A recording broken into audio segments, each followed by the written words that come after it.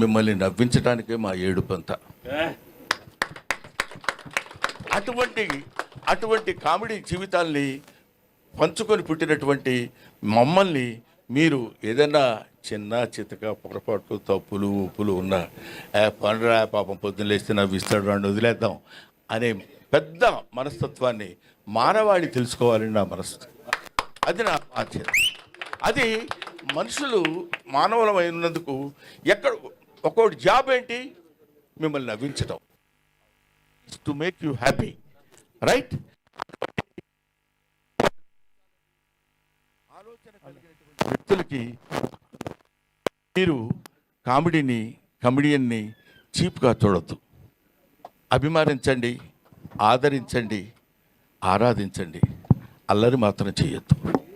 This is my personal request. అవునమ్మా, 40 సంవత్సరాల సుదీర్ఘమైన చరిత్రలో ఎంతోమంది ఎన్నో రకాలైనటువంటి, ఇప్పుడు మా జనరేషన్ వాళ్ళు తెలుసుకోవాల్సినటువంటి విషయం ఏంటంటే, మా జనరేషన్ అంటే ఇప్పుడు మేమున్న వాళ్ళకి, if you allow others you will become first man, if you don't allow others you will become last man అంటాడు. మన తర్వాత వచ్చే వాళ్ళకి అలా దారి ఇవ్వాలి, వెళ్ళండి వెళ్ళండి వెళ్ళండి అని. లేదు నేనే ఉంటాను, తలకి రంగేసుకుంటాను, జుట్టు ఇలా తిప్పుతాను, తల ఎంగా కనపడతాను అంటే కుదరదు. మనం చెయ్యగలగాలి. వయస్సు ఒకటి ఉంటుంది.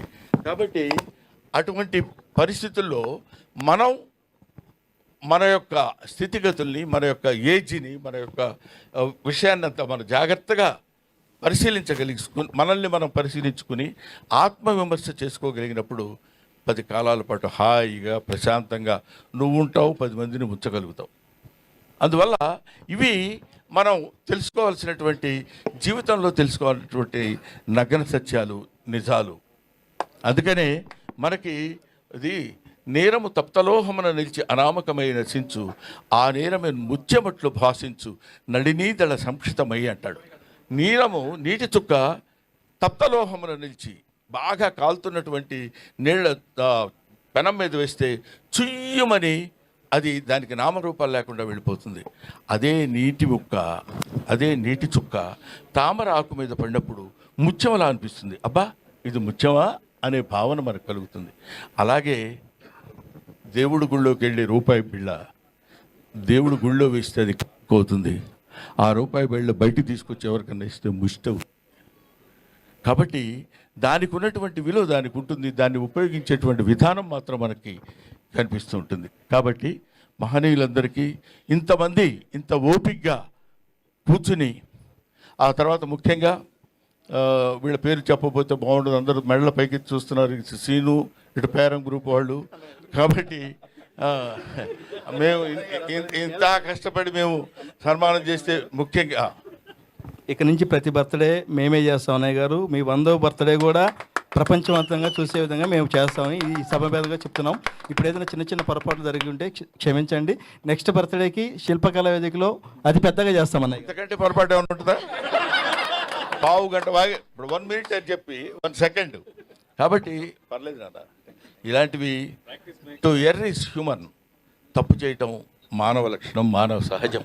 అది తప్పు చేసేవాడి గురించి 2 4 2 4 8 2 5 10 2 6 16 12 2 7 14 2 8 16 అని అన్నాం అనుకోండి, పొరపాటున ఇప్పుడు చూసారా మధ్యలో 2 6 16 అనేసరికి ఏయ్ అన్నాడు అంటే నిజం.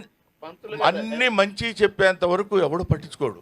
ఎక్కడో ఒక చోట నోరు జారుతాం, తప్పు జారుతాం, దాన్ని వెంటనే క్యాచ్ చేస్తారు. అది హ్యూమన్ సైకాలజీ. నువ్వు కాదు, నీకేం తెలుసు నీ మొహం. కాబట్టి ఇటువంటి స్థితిలో పొరపాట్లు ఏవేవో జరగటాలు, ఏవేవో చేయటాలని కాకుండా, ఇదిగో ఈ సీని ఇన్ఫ్రా మీరందరూ మాట్లాడకండి. చూసారా, 10 మందికి చెప్పేవాడిని ఒకటి చూపించుకోవాల్సిన పరిస్థితి ఏర్పడింది. సీని ఇన్ఫ్రా వాళ్ళకి పేరం గ్రూప్. అవునమ్మా, ఏమమ్మా చెప్పకపోతే ఏం చేస్తారు ఇప్పుడు? గిరీష్మా గారికి. ఆ తర్వాత నాకు పాపం ఇతను 4 రోజుల క్రితం వచ్చాడు ఇంటికి. వచ్చి నన్ను మీకు సన్మానం చేస్తున్నామండి అన్నారు. నేను సన్మానాలు ఇవన్నీ ఒప్పుకొని చాలా కాలం అయింది. ఎందుకు ఏమి అంటే ఒక స్టేజ్లో మనకు సన్మానం చేస్తున్నాను కానీ శుభ్రంగా స్నానం చేసి మొహం పౌడర్ గౌడర్ రైస్ చేసుకుని సన్మానం అనుకుంటూ వెళ్ళేవాడిని. ఏం చేసామని మనకి సన్మానం? ఇంకా ఎంత చెయ్యాలి? ఎంతో ఎంతో చేయాల్సింది ఉంది కదా, వద్దులే సన్మానాలు అవి అనుకుంటే కాదు సార్, మేము మీకు ఎప్పటి నుంచో సన్మానం చేయాలని అనుకుంటున్నాను. మీ దగ్గరికి రావడానికి యాక్సెస్ దొరకలేదు, అది దొరికింది. అటువంటి పరిస్థితుల్లో మీకు మేము సన్మానం చేయాలి, మనస్ఫూర్తిగా చేస్తామండి, మీరు దయచేసి యాక్సెప్ట్ చేయండి అని మన శ్రీను, నువ్వు ఉండవా బాబు, ఇది వచ్చి నన్ను అడిగితే నేను ముఖ్యంగా కాదనలేకపోవటం నేనేదో పెద్ద గొప్ప తోపు బుడింగి అని కాదు.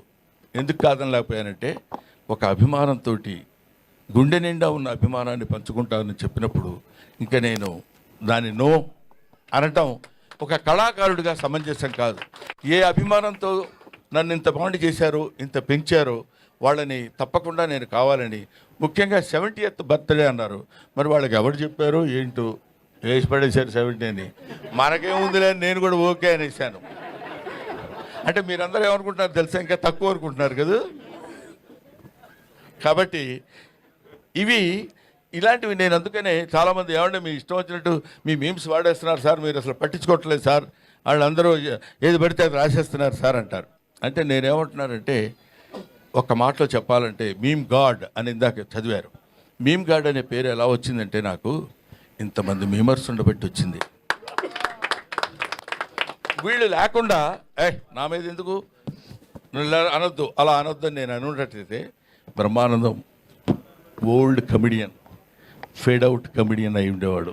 నన్ను బతికిస్తుంది, ఇప్పటి వరకు ప్రజల్లో నన్ను నిలబెట్టింది మన మీమర్స్, యూట్యూబర్స్, వాళ్ళందరికీ నా హృదయపూర్వకమైన నమస్కారాలు తెలియజేస్తున్నాను. అంతేకాకుండా గ్లోబల్ అవార్డ్ ఆఫ్ ఎక్సలెన్సీ అది మన వాళ్ళు ఎవరండి, చిరాకు వచ్చి వెళ్ళిపోయారా?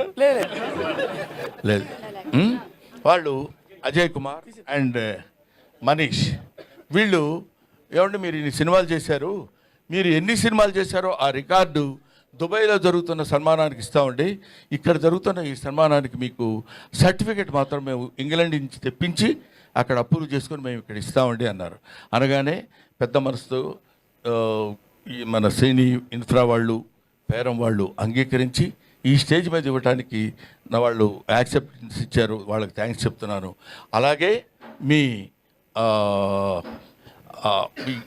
గ్లోబల్ రికార్డ్ ఆఫ్ ఎక్సలెన్సీ వాళ్ళకి నా హృదయపూర్వక నమస్కారాలు తెలియజేస్తూ, అలాగే ఇక్కడ నా తమ్ముడు మిస్టర్ అజయ్ కుమార్ ఫ్రమ్ వరంగల్, అతను అద్భుతమైన కళాకారుడు. నువ్వు ఎవరిని పడితే అద్భుతమైన కళాకారుడు అంటావు ఏంటని అనుకోవచ్చు మీరు, నేను ఎవరిని అన్ను, ఎందుకంటే అద్భుతం ఉంటే తప్ప. అతను సూది ఉంటుంది కదా, సూదికి ఒక చిన్న హోల్ ఉంటుంది దారం కూర్చడానికి, దానిలో ఒక అద్భుతమైనటువంటి బొమ్మలు చెక్కి మనకు క్లియర్గా కనపడేటట్టు చేయగలిగినటువంటి మహా కళాకారుడు ఆయన.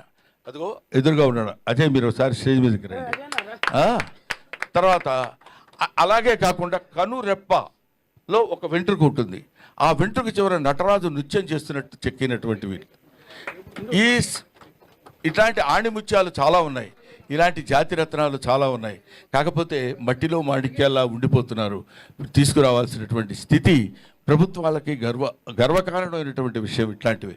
ఇతను ద్వారా వాళ్ళు ఇతనికి ఎక్సలెన్స్ అవార్డు ఇచ్చారన్న నాకు, అంటే మీరు తప్పకుండా మీకు ఇవ్వాలని మీరు వాళ్ళు ఎప్పటి నుంచో మిమ్మల్ని అడుగుతున్నారంటే, నా దగ్గర ఏంటంటే ఒక జబ్బు, అదేంటంటే గబుక్కుని ఎవరన్నా వచ్చి ఏం బ్రహ్మాండంగా దగ్గరికి వెళితే ఏమంటాడు, ఎందుకు వచ్చిన గొడవరా అనే అదొక, ఇదిగో మన ఇందాక బిత్తిరి సత్తి చెప్పాడు చూడు, ఏమంటారు ఎందుకు వచ్చింది నా దగ్గరికి వెళ్ళగలవా అని, అదొక చిన్న లైన్ ఒకటి వేశారు.